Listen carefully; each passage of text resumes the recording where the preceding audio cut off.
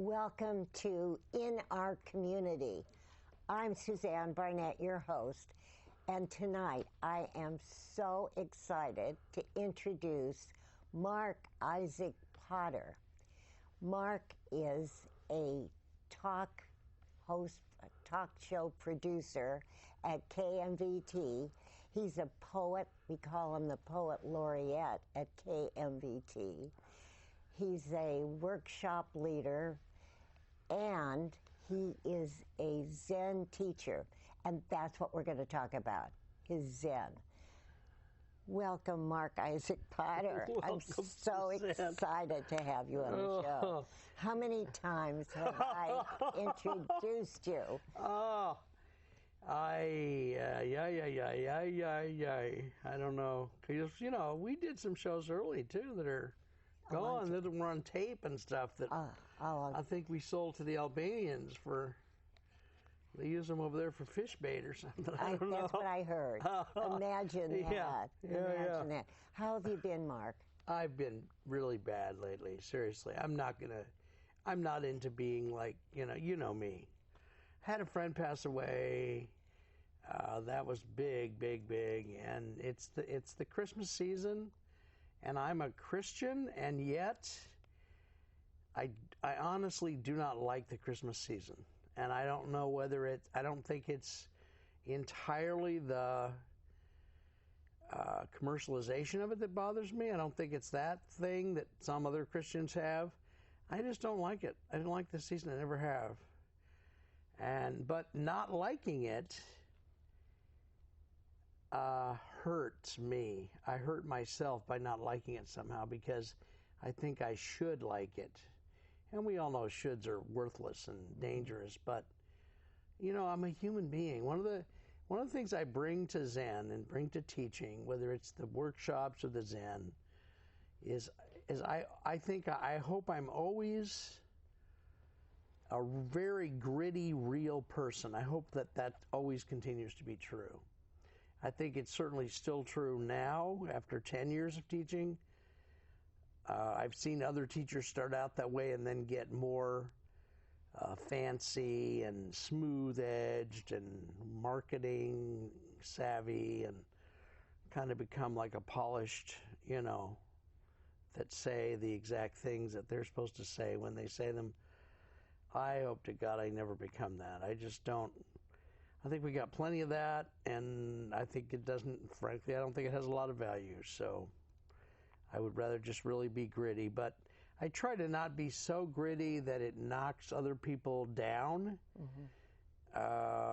Or I should say, I try not to be so gritty so that it doesn't knock them down and they can't get back up. But I would like people to really, you know, have to wake up around me. And if they have to do it by being discombobulated, that's fine with me. I'm not going to do it as a device or a technique or a strategy or a manipulation. When I feel happy, I certainly say so. Absolutely. You know, sometimes I'm just giddy happy, but having my friend pass away has been really painful. I mean, I haven't had another death that was this painful since my wife passed away in '95. I'm so sorry to hear that. And we used to do stuff like, you know, we'd buy TV dinners, the little, we can't say names on the air, but little piddly ones that people who live in trailer parks buy. And we'd get TV trays and we'd just have them in front of the TV and watch a game show or something. Just the simplest, most common activities, and we just love doing that together, you know? It sounds like acceptance. I don't know what it was, but it was nurturing as hell. It was nurturing as hell, and it wasn't, I didn't have to be presumptuous or on my game or, you know, we weren't romantically involved, so we were just friends, just go hang out together. It's lovely, really, seriously. I miss it. Excuse me, do you think that you can find another person like that? My real answer is no. I hope I do anyway, but I'm not going to purposely design it so that I don't, so that I can always bitch and complain about it, but I don't see it happening. I mean, I think I knew Jane I don't think I know when I met her, and I certainly think I probably met her after Carol passed, but my memory likes to play tricks on me. So, you know, Carol passed in 95. I probably met Jane in the late 90s. But my mind says that I met her way back in the 80s, because I keep thinking I was involved in Toastmasters back then. Because I started to get involved in Toastmasters in the 80s and then didn't until later. So I really miss her a lot. Obviously, I mean, we don't have to spend the whole show on that, but if we did, it wouldn't hurt anything. I'm so sorry. I'm sorry, too. I've got a very provocative question. Okay. Now, you are a Zen person. Yes, You're I am. Zen Yes, teacher. and I have a provocative answer, by the way. Okay. Go ahead. Well, let me finish. Go ahead. Why doesn't Zen help you? Yes, okay. So here's what I think about that. Zen helps, but it doesn't help the way we suspect it will help. And it doesn't help the way people market it. People are making, new Western Zen teachers are making yet another mistake in regards to Zen by falsely, if I may be so bold, falsely presenting it just the way the past centuries have presented it as a religion. It's not a religion. It's also not a pop psychology medicine bottle full of answers. It's not. It's not. And I almost brought a book with me today. I couldn't get enough time to go see if the library I wanted to go to had it. Charlotte Joko Beck wrote a lot of books. One of them is called Everyday Zen.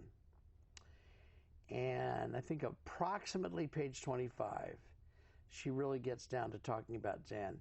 The first thing she does with beginning students is says what Zen is not. She doesn't tell them what it is, because nobody knows what it is.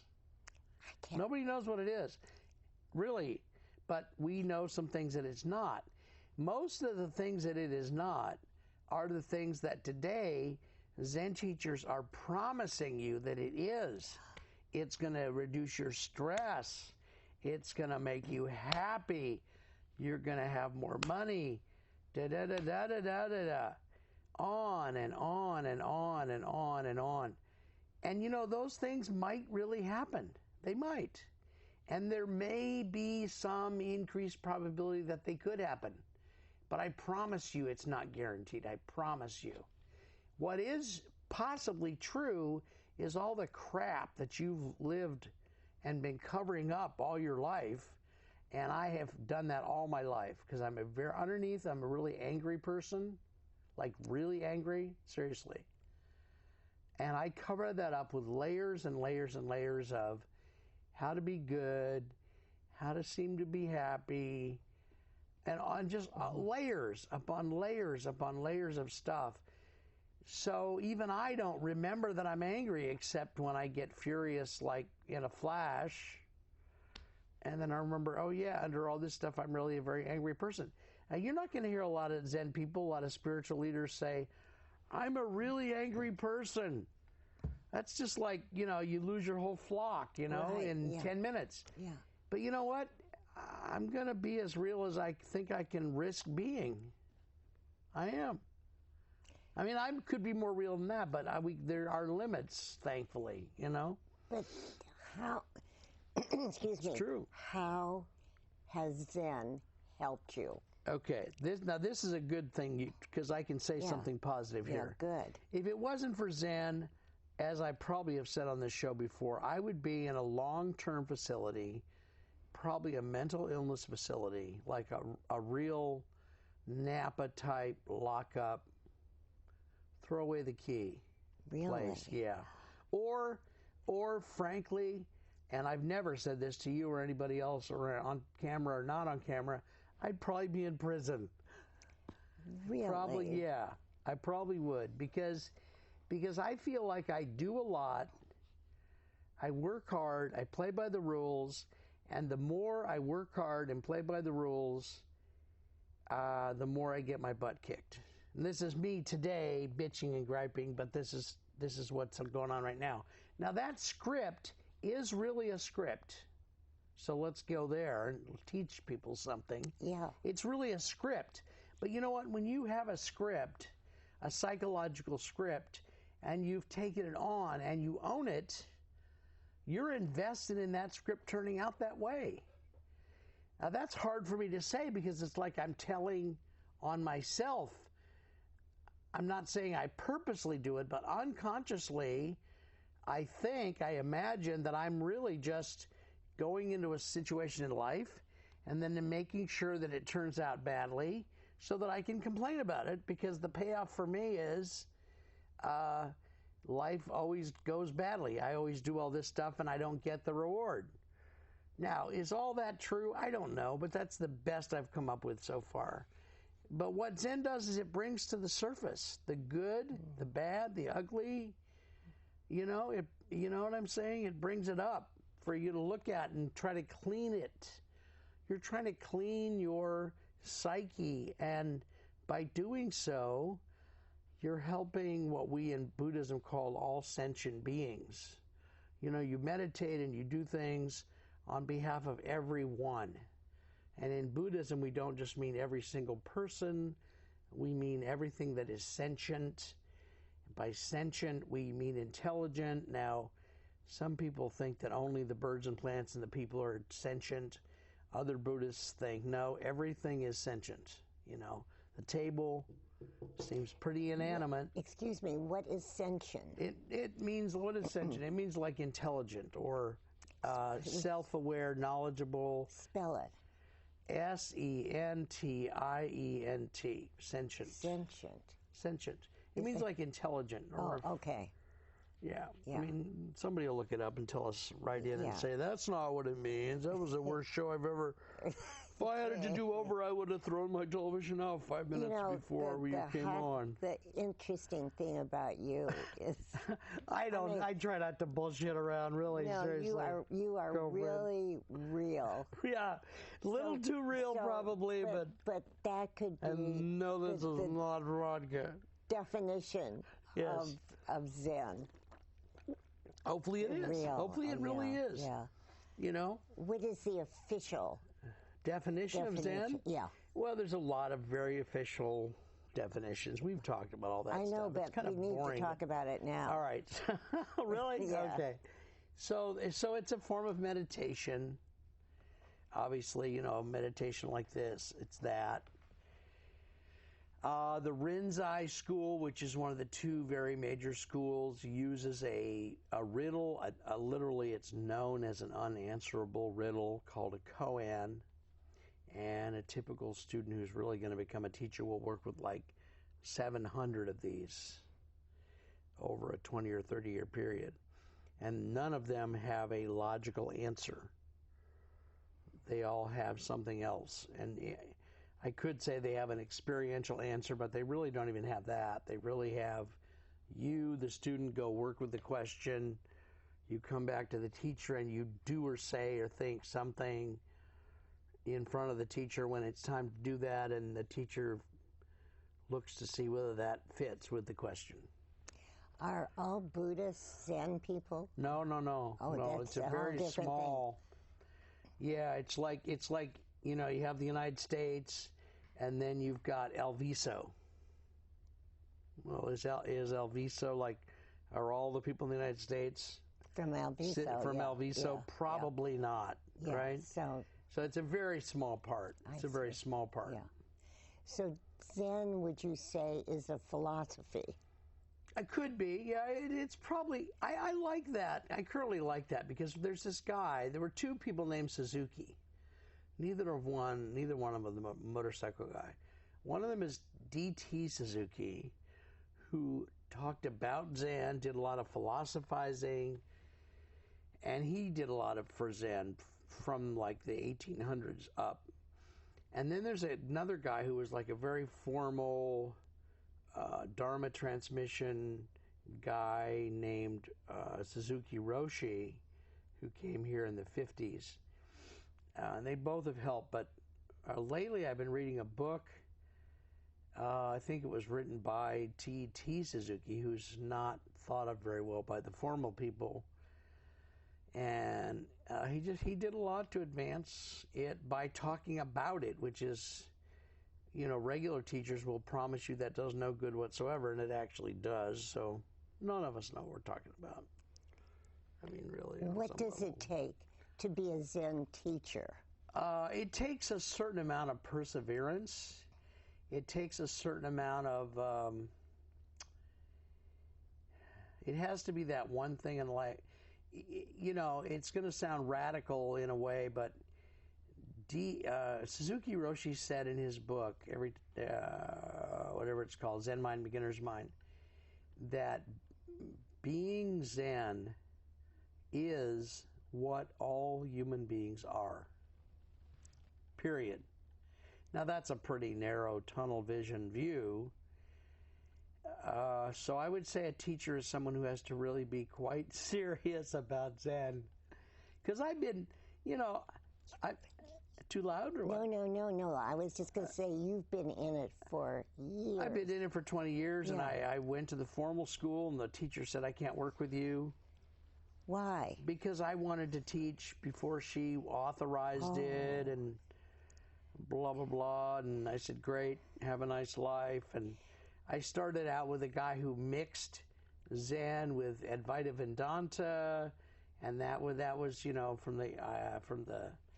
from the viewpoint of the formal people, that makes me poison in the beginning anyway. And I love them, and I think we all should do formal training, but don't make it your only training. But Mark, I think a mixture of traditional and non-traditional is good. But from what you're saying, and I want to get this straight for the audience. Yeah, good. There's a part of you. Because somebody might watch it. Who knows? We have millions of watchers. Yeah. YouTube last show, I think we had 0.005. No, don't say that. Don't say that. YouTube. All this we broke is for YouTube naught. in the reverse of the way the other guy did. We had a fraction of a person to watch. Don't say that. I'm teasing. Okay. But from your conversation. Yes, honey. And this is my interpretation, is that I was thinking, assuming, which you never should do, I know, that you were going to really talk about the advantages and how it's helped you. And I see a part of this that you're not so sure. Well, no, and sometimes when you do these shows, I do that because there is a real possibility that it can be advantageous, and it has been advantageous to me. There's been times when I've been happier and more energetic and made more money and all that stuff because of Zen. There's been times like that, but there's going to also be times like this when you're upset or or new negative stuff that's deeper is coming up, and you're cleaning. You're cleaning yourself, and by virtue of doing so, you're cleaning the universe. I mean, literally, that's our belief. You're cleaning the universe. You're cleaning the karma of the universe. There's one type of Buddhism which is not Zen that tries to get people to take on negative things on purpose, like someone else's negative stuff, to clean it, to clean the universe. Well, I got plenty of my own negative stuff, so we all booked up. We got a whole warehouse full of bad stuff, but we got to work on, so no problem. Yeah. But it's so there are times when I can sit here honestly and say, because of Zen, this wonderful thing happened, and it's true at the time. But there's also times like now where, it's a rough time of the year for me, and blah, blah, blah. And it's all real. It's all that moment. We don't know what, we don't know what the next moment's going to bring. I mean, this may be perhaps, and perhaps not, somewhat cathartic for me. So maybe later in the day, I'll feel better than I would have if we hadn't done this. I almost went home. I almost said, the hell with it. I'm not going to do a show today because I'm too tired. Really. And I mean, I'm in the school and TV production of The Show Must Go On. We had a gal at TV Camera 2 one day, and the guest canceled the show, and I asked her to come up and talk about her cat just to get a show in the can. Yeah. And I myself wanted to not do today's show because I was so distraught and sad and low energy and blah, blah, blah. Well, how do you feel right now? Well, you Come on. you Don't tell our secrets. you helped me a lot. Don't tell our secrets. It's so much fun. It's so much fun to interview you because I know. I never quite know exactly. Yeah. I mean, it's kind of like working with Tony Clifton, if anybody knows what I'm talking about. No, but it's so spontaneous. We can't really. But you help bring that out. I interview with other people about Zen. It's dry as a bone. But you allow yourself to be vulnerable. No, you do. That's right. And I think that's right. I believe that. I think it's so difficult. It is. It is because you could get hurt really seriously. Yeah. You could get hurt. You take risks and you could get heat, Going viral on the internet in a negative way is not really that so much of a good idea. But interestingly enough, get the Mark, FCC on your back and go ahead. People I think, are always into more sensationalism. I know. Than, it's terrible. Than education. It's terrible. No, it's not. It's really bad. It's what people want. It's unfortunate, and that's how the world is. And well, just think you may get 10,000 hits on this show. Yes. Like we did on the last show. Oh. How did we do? I don't know. I think Don't say. What, really? Seriously? You're gonna sell that stuff? Okay. Yeah. All yeah. right. No. It's so funny. Some people that don't know about our show, KMVT, Channel 15, which is quite lovely, by the way. Yeah. They say, how many people watch your show? Yeah. And then I say, well, at least 10,000. And they say, really? And I say, no, not really. Not really, yeah. Good. But I mean, I can't be dishonest. Came to the truth on that. Yeah. Yeah. But, I can. No, some of our shows typically, seriously, 20 people, 50 people, 100 people is typically what we have. Seriously. Because on YouTube, they count the views. Oh, they count do? Yeah. Okay. So if we get 50, I'm happy. I mean, it's better than nothing. Mark, we have 5 minutes left. Oh, that's too bad. I mean, good. What would you like to tell the audience? Well, okay. I want to tell you guys. All right. Now, you asked me the question. I'm going to answer it. Okay. This person here, Suzanne Barnett, you asked the question. I get to answer it. 25 years, committing 25 years of her life and still going very, very, very strong in community access television. She's done about 2,500 interviews. Not that many. More than that. And 2 shows of her own. Used to be just about every show that came here to KMVT had her as the host. She's a real doll and a good friend. I wasn't expecting that. Thank you so much. I'm just answering the question. Just do my job. A hillbilly, you give them a job, they're going to do it. Get her done. Go ahead. So, Mark, thank you so much. I was not expecting that. Embarrasses me. Hopefully. Yeah. So, no, but what would you like to impart? Just, consider Zen. Consider it. You're going to have some time over Christmas when the family's out in the yard having a snow fight. No, and you can be in the house and you can take 5 minutes of your life and look at it and see if it's. Yeah. I'm a Christian. It doesn't disrupt my Christianity. It helps me a lot. I do part of this thing where I'm cleaning up my life, but it helps a lot. It's a good tool to have in your life toolbox. Just consider putting a little droplet of it in your life. That's what that would be the most serious thing I could say. Well, tell us about your future plans. We're teaching a new series. Yes. I wrote a book with Dave Cokerhook. We're making it into about 20 seminars. And I'm teaching these seminars, and I swear I got a revelation that's stranger than hell. I'm teaching the class to one person at a time. I swear, one person at a time. And it's fun. It's really fun. And that person really pops when I start working with them. I believe that. It's the most antithetical, anti-marketing, unsuccessful thing you could possibly do, and it really works. It really works. It's fun. That's what I've been doing. We've been meeting at Jack in the Box in Sunnyvale, honest to God. A friend of mine, I haven't said his name on the camera, and we're just going through them. That's how we do it. And I'm very obviously very flexible, because when somebody calls me and says, "Where do you do your class?" "Well, we do them in your bathroom. You just don't know it yet." I'll be right over, you know. Yeah. So anyway, you're lovely. Thanks, honey. Well, this has been a very unusual interview. I think this is probably out of my thousands of interviews. They're going to throw this away as soon as we get done. No, this has probably been the most spontaneous. Mm-hmm. And to me, you look like you've got a lot of energy now. Well, thank you, dear. Yeah. Bless your heart, honey. Yeah. So anyway, I want to thank you so much. Thank you very much. And I'm so looking forward to the upcoming shows. Yeah, me too. Yeah. No, Are you going to be as spontaneous? I hope to be, actually, because, okay. Well, we don't have time to say that. We used to do practice things in class, and we'd have fun like this, and I like it better. Yeah. Thank you very much. Honey. Thank you very much. And, of course, I want to thank our crew. I always thank our crew. Thank God, crew.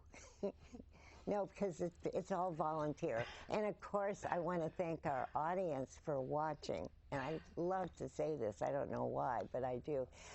I can't wait to see you next time. Bye-bye.